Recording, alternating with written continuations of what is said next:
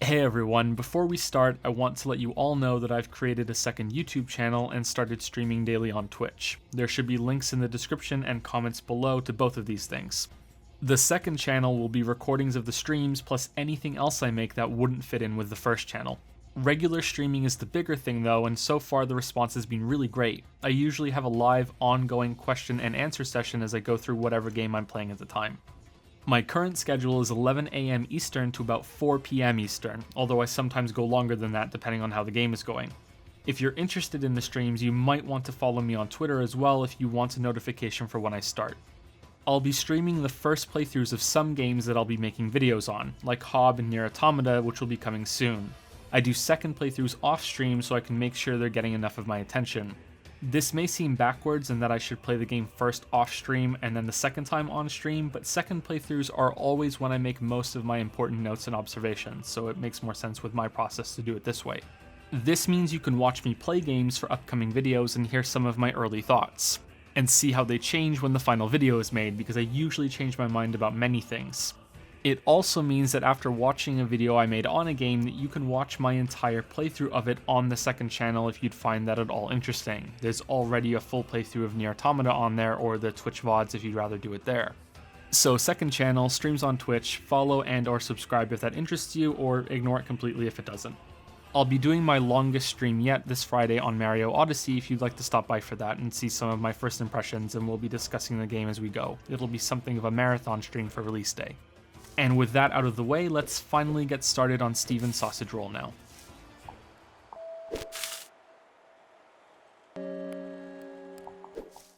The way I see it, Steven Sausage Roll has three main problems: its name, its visuals, and its price. This game is an obscure puzzler that involves pushing sausages onto hot grills in order to cook them. It looks terrible, it has a name that sounds like a joke, and it's priced about 4 to 6 times higher than it should be on Steam given how it presents itself. However, the more I played Steven Sausage Roll, the more I started to think that these problems may not be that at all, and may even be positives for the game. The visuals aren't the point, it's about the intense focus on the puzzles. The abstract style, which always clearly communicates the information you need as you work through each puzzle, is serviceable. I didn't notice it anymore after solving the first few puzzles. The title, while initially poor, does tell you something about the game while also sounding so strange that it may pull off that rare trick of looping from so bad that it becomes good. And then there's the price, which I had the most trouble rationalizing. The uncertain conclusion I've come to is that it's expensive, so people only get this game if they really know what they're in for. This is a very challenging puzzle game. It requires a substantial commitment of time in order to learn and master it. It took me 25 hours to finish, and I was never bored or tired of repeated concepts, except for one puzzle at the end. If it was priced much lower, I could imagine many people buying it on impulse, or blindly following a recommendation from someone and finding themselves having a bad time when it isn't what they expected. That could hurt the game's rating and reputation.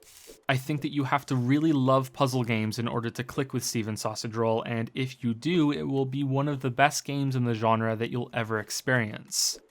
If you don't, then it will be something else instead, possibly very frustrating. Because of the nature of puzzles, everything in this video will be a spoiler. The footage playing so far has been intentionally kind of boring to avoid that. If this game looks like your thing, then I heavily recommend playing it yourself first, then coming back to watch this. If not, then you can safely continue with the video. You may find it interesting as an example of what a puzzle game can do, even if it's not something you'd play yourself.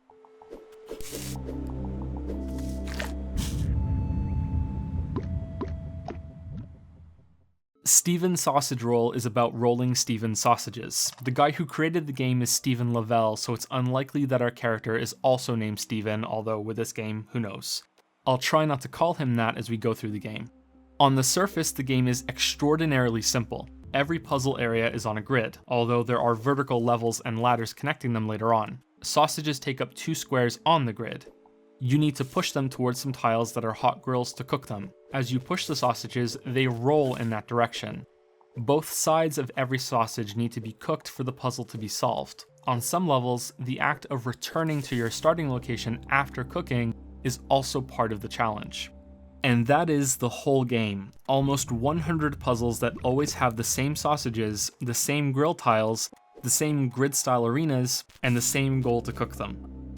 So having acknowledged that, why do I still think that this is possibly the best puzzle game I've ever played?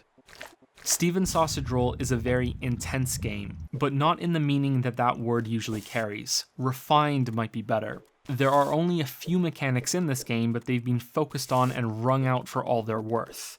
No new player actions or moves or anything like that are added as you progress through the game, and yet by the end series of puzzles, Stephen Sausage Roll feels like a completely different game than where you started. It's all about planning and movement. That's the only way you can interact with the puzzle pieces, and that's where half of the puzzle's depth comes from. The other half is from the environment itself, the grid arenas that you're working to solve. When you first play the game, your character controls in a disgustingly alien way. It's worse than being a tank, you're a broken tank. You're like one of the sausages. You occupy 2 squares on the grid, not just one, because your fork is a part of you. That means you can't always turn tight corners, or you have to walk backwards so your fork doesn't get in the way. This is a deliberate decision for the game to use this limitation as a part of the challenge. Learning how and when to back up like a truck into a tight space, or what direction to lead with the fork in order to turn at the right angle to push a sausage onto a grill, or to line it up for a roll into one. These things matter. The beginning forces you to confront this about the game and adjust to its controls. Not a single one of the 16 starter puzzles in the first area is simply push sausage onto grill and cook. They all respect your intelligence and demand you learn some of this more advanced stuff instead. How a sausage behaves if you swing your fork into it from the side or from the tip of it. How you can't push sausages halfway off the side of a level grid because then you'll have no way to knock them back on, or that you can use sausages to push other sausages, and so on and so forth. There are a lot of precise details in what's required of you in these levels that are right at the beginning of the game when most other games would be in a tutorial. They're immediately puzzles. You're in the game already and you're expected to figure out the basics on your own. Some of these first levels were among the most challenging in the entire game for me, and looking back it wasn't in a cheap way either. I was learning, things were clicking into place on what I could and could not do, and at least one of these also requires you to have some forward thinking to cook one part of a sausage at the beginning before getting started on the others, the ones you're very likely to try to cook first when you initially try to solve this puzzle. And this is all put together so well, I'd wager that if you haven't played the game, you would still struggle a bit with these puzzles despite just watching me solve some of them in this video. You need to get a feel for how it all works and how it controls and get used to thinking a few steps ahead of the one that you're currently on. The first most common layer of click moments are found here, when you realize what you're meant to be doing to solve a puzzle, or even smaller moments than that, when you make a bit more progress and realize that there are more options than you first thought. That you can walk around a level and push a sausage with your fork over a gap, or that you can walk onto a grill to sneak in some extra reach, even if you're burned and bounce back. These are tools that you teach yourself, that you remember and can use later if you can recognize that they're necessary in later puzzles. Then there are the much bigger moments of revelation when the game sort of introduces something new. In reality, it's more like it was there all along, you just never had the chance to use it until now, or you missed an earlier opportunity to see it. The game is split into many different sections. You could maybe call them islands or worlds. You need to solve every puzzle in one area before moving on to the next. With each set, there's a soft focus on a new way to interact with the sausages that you teach yourself, sometimes earlier than when you first arrive. The first one is that you can skewer sausages on your fork. This makes your character lock where they're facing so they strafe while carrying the sausage. This isn't the only way it's used, however. You also need to find a solid place in the level in order to yank the fork out. This means you can cook over a grill while carrying a sausage, or carry it elsewhere without it rolling so you can change what side will be face down by the time you get it to the grill. Or a mix of both might be required to solve a puzzle. Or it might be about locking your character in a certain direction so you can carry a sausage through a twisted part of the level before freeing your fork and rolling it into the grill. Another area has you running on top of sausages like they're rolling logs of wood. Other sausages can also be stacked like this as well, and entire puzzles may involve you arranging them to make some sort of vehicle to get across an arena, or load them onto a grill in such a way that they all cook without being exposed to the grill more than once on one side, which will burn a sausage and trigger failure. Later, the roles are often reversed, and you need to get a sausage on top of your character so you can turn it into another alignment instead of riding it to somewhere on the level. Then the fork itself becomes a tool to use, since it can be dislodged from your character if you fall on top of a surface and only your fork is caught. Some puzzles become multiple stages based around this concept, first figuring out how to lose your fork, then realizing the best way to use it. You can push it into a sausage, roll it around, and then grab the fork later. Or the fork can become a block to push or even act as a stepping stone to get somewhere you couldn't before. Or no longer having the fork to get in your way will allow you to reach another part of the puzzle arena and make some progress before returning to pick it up again. Right there might be the best example to go with. The game takes a simple concept and builds on it, and then builds on it, and then builds on it. Past lessons stay relevant. You go from simply pushing sausages around a flat plane at the start, to skewering, running, carrying, and losing your fork toward the end, plus a much larger change that I won't spoil just yet in case some of you are still on the fence about playing it yourself. Another game may have looked at the act of losing your fork as only a way to make some narrow places temporarily accessible. Steven's Sausage Roll approached it in the same way that you do when you're trying to solve a puzzle. It thinks, what options does this open up? What can I make happen now that I've done this? How can I build puzzles around this concept in more than a surface level way? This sort of thing is so expertly done that there were many puzzles that I thought were outright impossible when I first saw them, and had me hitting buttons on the controller hopeful that I had missed some special move that was required to solve it. That's how intensely the mechanics and possibilities were developed. I had to make myself think there has to be a solution, so stop thinking it's impossible and just figure it out. Like the Twisty Farm level, which requires you to skewer a sausage in such a way that you can carry it and push another one at the same time as you move up the level, and then the same thing sort of in reverse once you finally have both of them up there. Or the Cold Jag level that seemed more impossible than almost any other puzzle in the game, since once you start running on a sausage to the right of the arena, there's no clear way to get back off of it again. I won't show the whole answer to this one, but it took me a long time to see it, and this is one of the earlier puzzles too. It's strange to realize that now as I'm making this video. I briefly mentioned it earlier too. The game becomes so much more complex as I progress through it, and yet I remember the beginning sections far more clearly, and also recall struggling far more there. Maybe this focus on challenging, never obvious solutions was something I adapted to as I played, just like the controls eventually, somehow, in some way, became comfortable. It's hard for me to believe I'm saying that when I recall how awkward they were when I first started playing. I started thinking more and more moves ahead instead of impulsively trying to see if something worked. Sort of like playing chess, when you have to constantly foresee what will happen in response to many moves, and the multiple reactions and plans you'll have for them after that. I don't know if this means Steven's Sausage Roll has a poor difficulty curve, although it's a strong possibility. I definitely think it'll put some people off, but then many games have an early learning period where things are awkward. I think the decision to throw players into the thick of it immediately was a brave and ultimately correct decision, because the first puzzle you solve, no matter which one you may choose first, or leave to try another one, will be a triumph. It's the first solid punch you land, the first crack in this window you're trying to break through, and proves that you can do it if you keep trying. But I wonder how many players don't get that far when they come up against solid adversity so soon after starting. It's this brick wall that they can't even begin to get past. An example of where I do think the game fails at this is in the second set of puzzles. The Great Tower of Sausages, which even if you've never played the game, I think will look daunting to you just watching it right now. That's far, far more than any sausages you've had to cook so far, and it's also the first instance of them being placed on top of each other.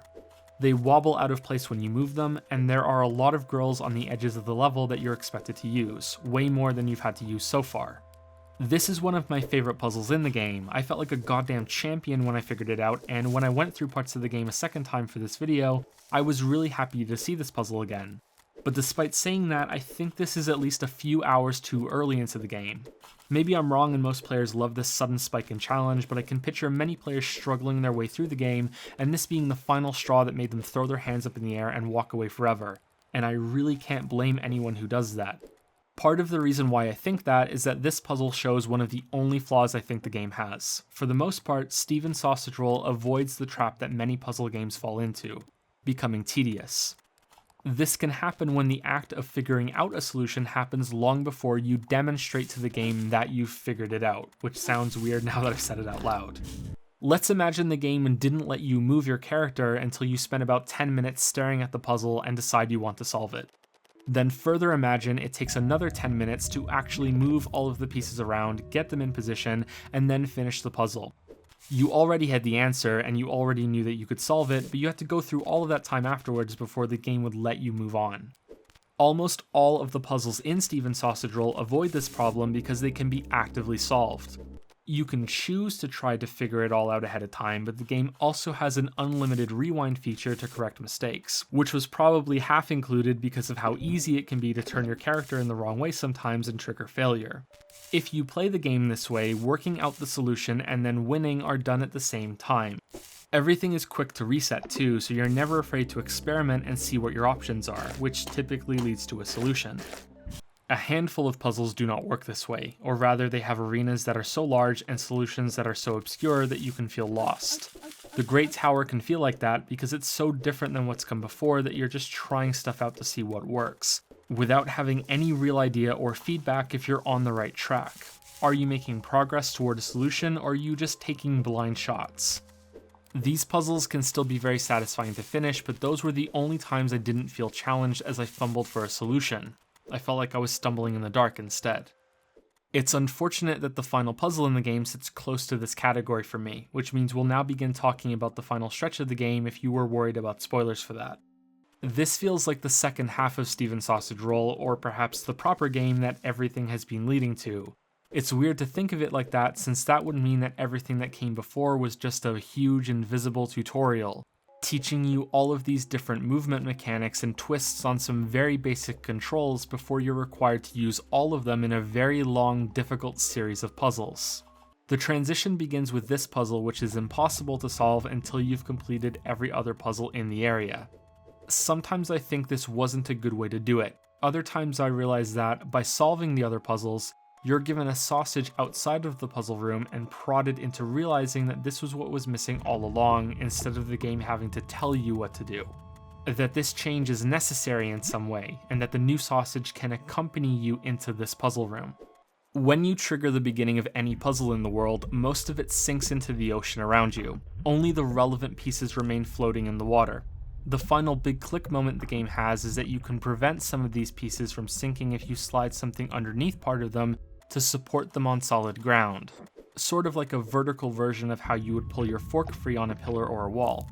From this point onward, you will be manipulating more than just sausages. The goal is still the same, get them to the grill, but there will be large blocks or dragon shapes or floating islands that you will need to move and arrange to make a path for you to walk on, or to extend to poke a sausage onto a grill to cook it.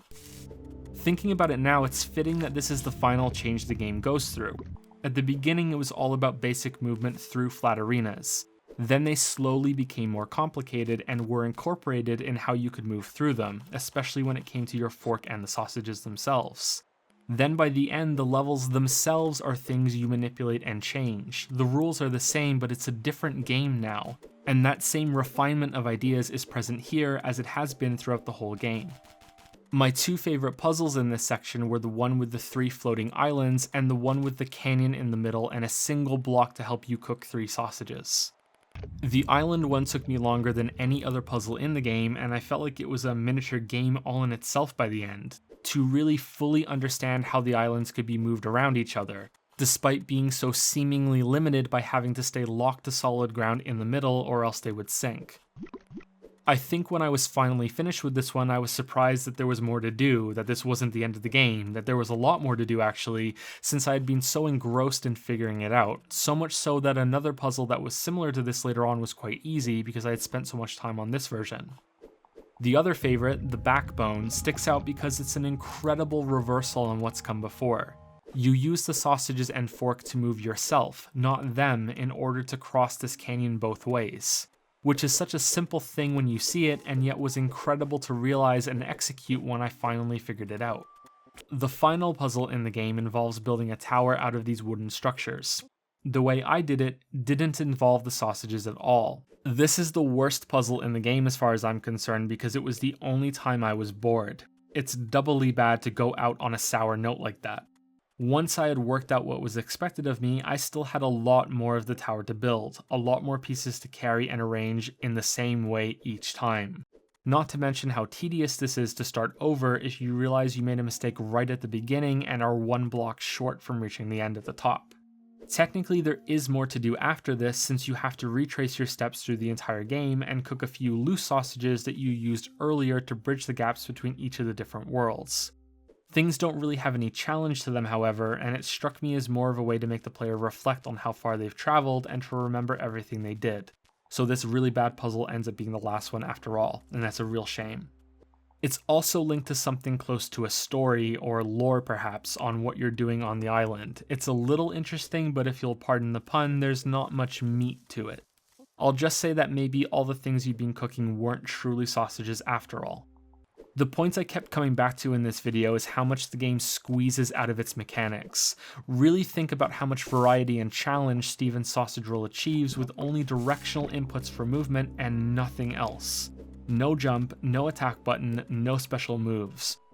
Whereas other games use every button on a gamepad, and often that isn't enough, they have to combine them as well, and even then they don't come close to the level of refinement of gameplay that Steven's Sausage Roll does. It reminds me how far drawing lines on panels was taken in The Witness, or how far the core mechanics were taken in the Ancient Keeper campaign that I spoke about in my Dungeon Keeper video. I feel like there should be a term for this, maybe there is one already and I just simply don't know it. When gameplay isn't just introduced and only moderately built upon in the mid-game and then from then on stagnates. When it's continually pulled apart and then put back together to demand your understanding, intense refinement, not only for difficulty but in extreme creativity too. I wonder why it's games that are more limited in scope that tend to pull this off when more options should lead to more freedom and more complexity. But maybe it's those options that are the problem. They dilute what the developer can do just like it does for the player, since there's too much to think about and too many options to consider. Or maybe it's more fundamental than that. Games need a strong, singular vision to fully realize this sort of intensity in gameplay, and larger games rarely have that with huge development teams and too broad of a scope. I'm not sure, and it's something that I really want to spend some time thinking about. You can also see this by imagining how very small changes could alter some puzzles significantly. The same way that cooking the same side of a sausage twice causes it to burn, picture how different it would be to also be required to get the sausage off the grill after cooking it before seeing the victory screen. Or how different a sausage that takes up 3 squares on the grid would be compared to the usual 2. Just like the game didn't necessarily need to make you return to the starting tile, and yet that becomes part of the puzzle solution many times throughout the game. Maybe there's something to grasp there, that small changes being so impactful is a sign of something being very tightly designed. I enjoyed this game so much that it consumed me for a few days back in July of this year. There are a lot of solutions to puzzles that I didn't show in this video, and like I said earlier, even if you did see the answer, you shouldn't necessarily think that you'll be able to follow it from memory once you're trying to learn how your guy controls in this game. If you love puzzles, then I couldn't recommend it more. If you don't, then I hope you enjoyed hearing me speak about it, at least a little bit. You may also be interested in a let's play of the game to experience those click moments via proxy. You might enjoy those too. It's a wonderful game for that. Maybe, just maybe, it could have looked a little nicer though.